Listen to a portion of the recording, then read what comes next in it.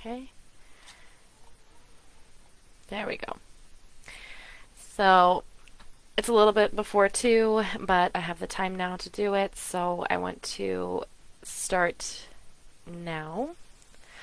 Hang on, I need to close some tabs because it's saying that it's affecting my performance, so give me just a second.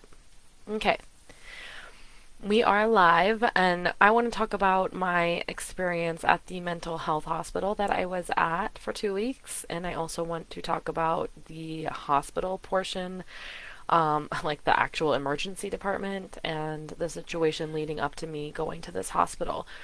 So, um, as most of you know, my father confirmed to me what I always kind of knew, but was kind of always confused about. But he did sexually molest and rape me when I was a child, probably multiple times.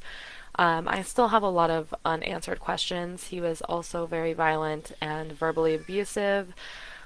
So I've always kind of had like this underlying, not really underlying, but ever present depression and anxiety that I could never really kick, no matter what medication I've been on. I have tried several different medications before. Well, not several, but I was on Zoloft throughout my pregnancy with Atlas last year, and then I recently switched in November of last year to Cerebral, and they prescribed Paxil and Wellbutrin, and all of these things did nothing for me, basically. We were going down the path of possibly me having PMDD because my symptoms of like anxiety, depression, and anger would increase that time of the month when I was bleeding. That's where we were at in my mental health journey at that point. I'd probably only spoken with a counselor a handful of times, and the prescriber as well, and never really about anything insightful or meaningful. So honestly, Cerebral sucks. No offense.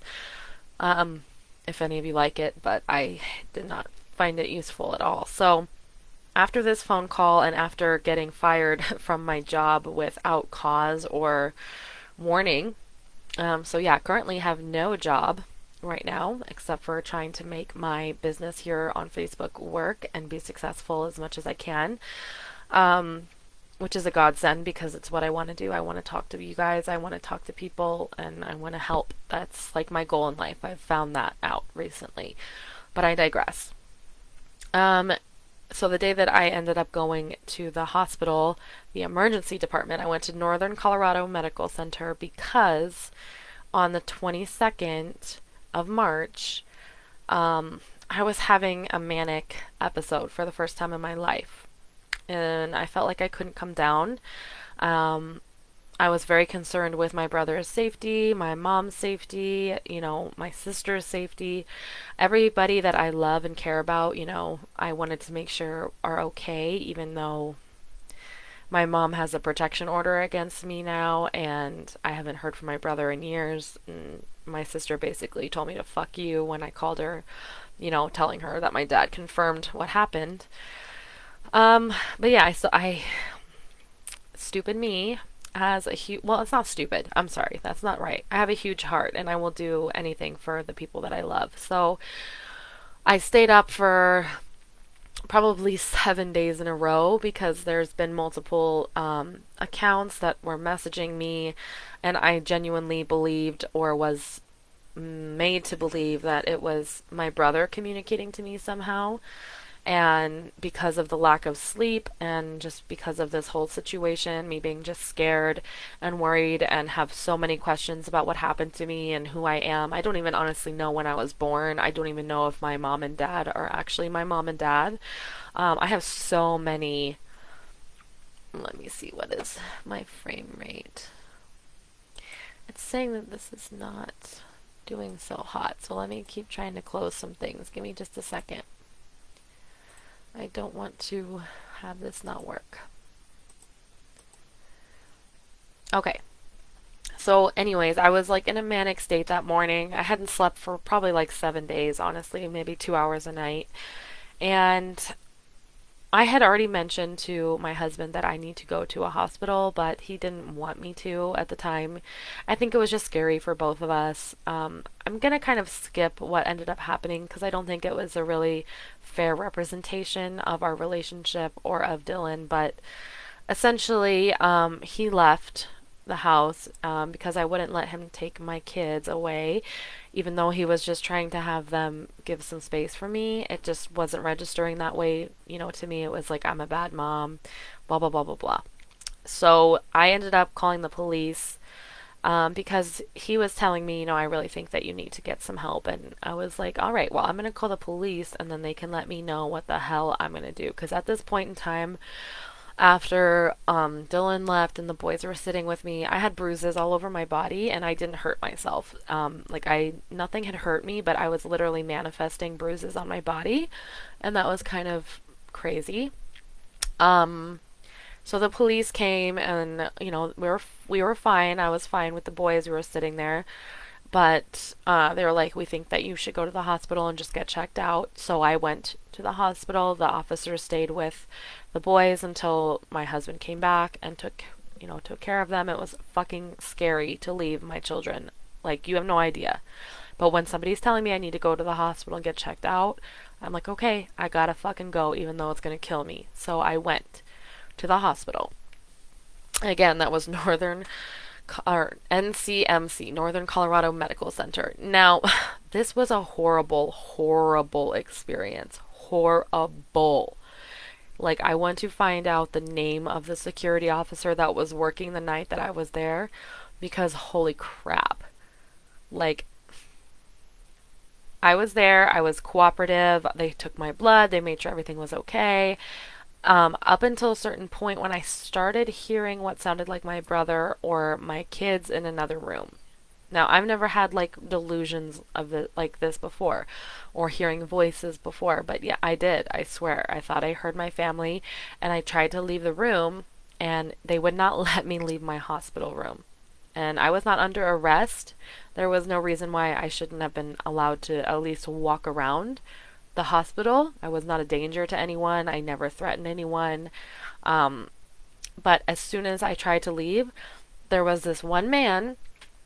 He was not very tall either, but he was fucking strong, held my arm and pushed me down onto the bed, and they put me in restraints. Me in restraints, even though I never made any violent, um, whatever comments, or I was not ever fucking violent to them. They put me in restraints and they gave me a shot. I'm assuming now, after talking to somebody in the mental health hospital that I went to, it was ketamine. But it knocked me the fuck out. I had no idea how I got to this hospital. I had no idea. I honestly don't even think I was like fully awake until like my third day at the hospital because I don't even know. I can't remember it. I cannot remember.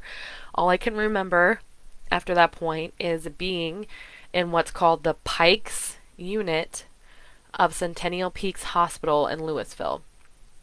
The Pikes unit was a fucking nightmare. Okay, and I'm realizing now why they put me in there, but it was literally the worst of the worst bipolar and schizophrenic and aggressive patients in the hospital. Like, they had codes, like fights constantly. And every time I would make friends with people, which was awesome. I met a bunch of amazing people despite the horrific environment. It was beautiful, but I digress.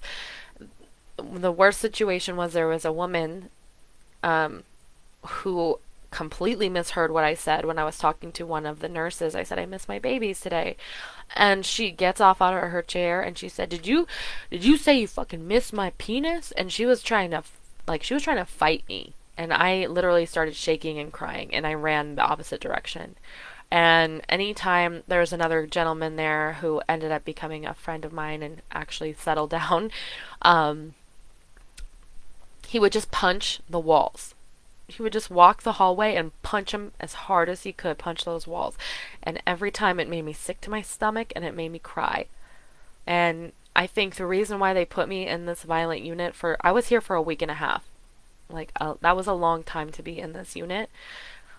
They put me there, I think, because they were trying to see how I reacted to that kind of intense situation and trying to get a realistic diagnosis on what I have. But after that week and a half in this crazy, crazy unit, I mean, I was moved to a way more mild unit, and unfortunately, I was only there for like 3 days. But it made a huge difference because it was so much calmer and I made good friends. I felt really comfortable just hanging out in the day room, not having to be in my room all day. And it was just way better situation. The things that this hospital did right is they gave 3 square meals a day. And they were always really, well, not always, there was a few times that it wasn't good food, but ordinarily it was like really quality food.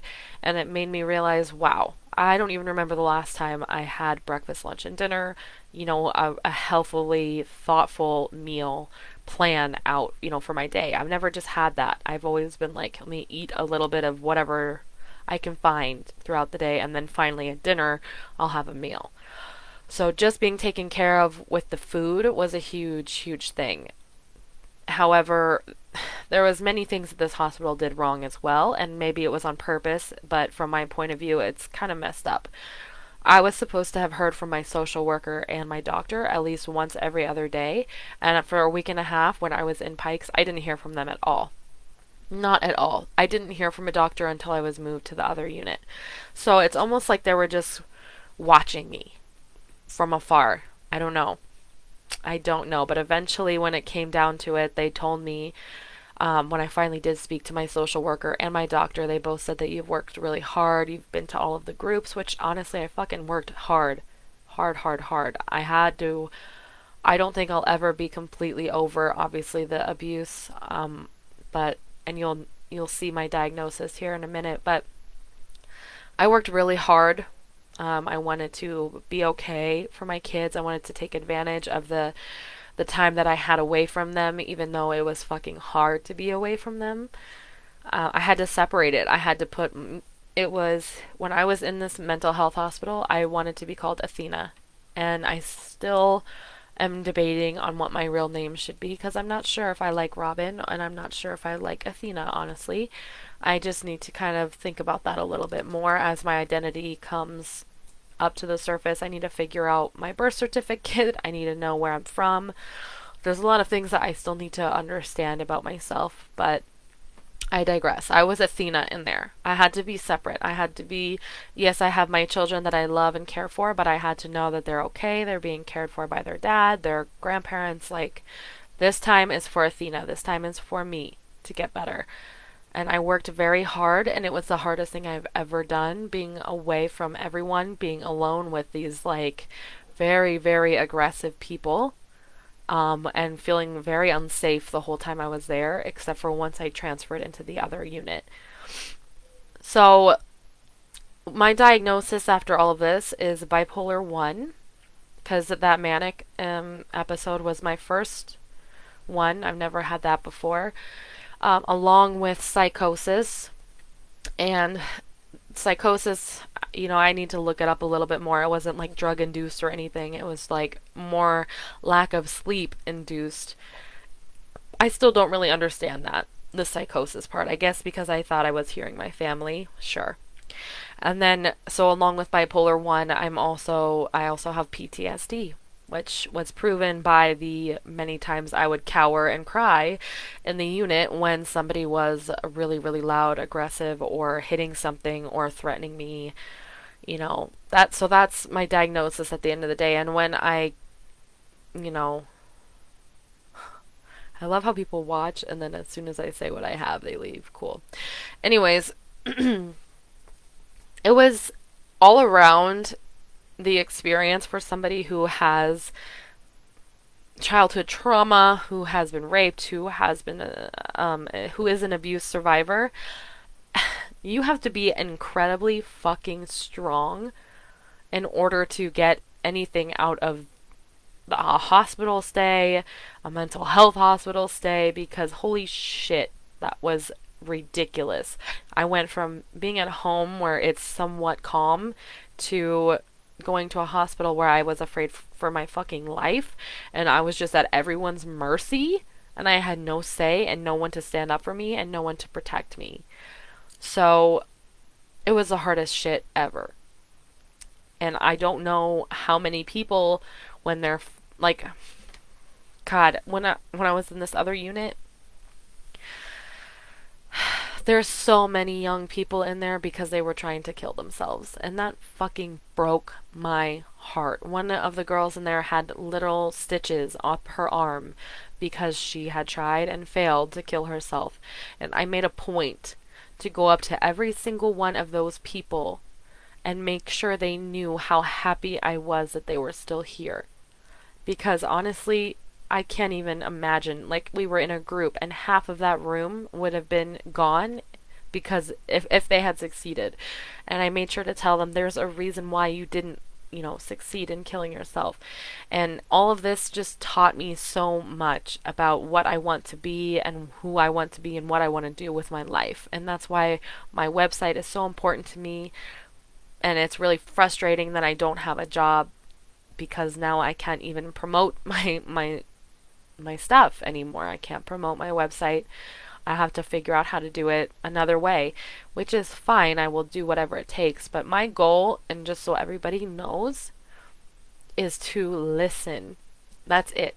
Whatever you have on your mind, on your heart, whatever, if it's I killed someone or I did this drug and I'm so ashamed, I have whatever, it doesn't matter. Whatever you think that you need to hide from the world, you need to tell me. That's what I want to do for you. I want to carry your load, your burden, the thing that is stopping you from living your life happily, because honestly that shit will wear you down and it will tear apart your soul. And I'm sorry if this wasn't as in depth as it could have been. There was just so much that I want to say, but I can't give away identities and I can't go into too much detail. Just because honestly, the detail's not really there. My memory is so bad lately, and it's probably because of all of the trauma, honestly. It's just, I remember being there, I remember working, I remember talking to these amazing people and making some real human connections. I have like at least 20 phone numbers from people that I met at this hospital, and they're like, you're not supposed to give out your phone number to people, but even my nurse was like, you are a grown woman and you know what you're doing. So, and it's true, because it doesn't matter to me that we met in a mental hospital. It matters to me that we met and had a connection, and that connection should stay for however long they want to. So that's the next thing I need to do, is reach out to everyone. I have a lot of people to reach out to. But I'm going to go ahead and wrap up this video now. I hope it was kind of insightful. I kind of feel like I didn't give a lot of details, but the main takeaway is you have to be fucking tough to go to a mental hospital, even to go to emergency department because you're feeling suicidal, because you basically have no rights at all. You lose your rights. You're not even a human at that point. You're just kind of like a test subject that they're watching to see what will happen and what you'll do in each situation, which is fine. They got me a diagnosis. I'm now on, I should mention, Abilify. I have a shot, actually. They gave me a shot for 30 days. I still have to take the dosage for 2 weeks of Abilify, which we're having trouble at the pharmacy getting, of course. And then I'm also on lithium. And it sounds crazy that I don't even know. I never heard of lithium before, but that's what I'm on. So I am on a combination of Abilify and lithium. And then I have an anti-anxiety medication that I can take as needed, which thank God. Because I'll tell you what, being home is hard too. Like, I miss my boys. I love my kids. I love my husband. But it's hard going from being completely on your own to back in the thick of it with everything, all of the triggers from before, the loud noises, the crying. I have triggers. It's not easy. So it's not easy. That's all I can say is I'm working on myself every single day. I'm grateful for the people that have supported me, which honestly hasn't been a lot. And like I said, if I don't have a job right now. So if any of you would like to donate to my ad fund so I can promote my page, I would really fucking appreciate it. Just let me know in the comments or send me a message.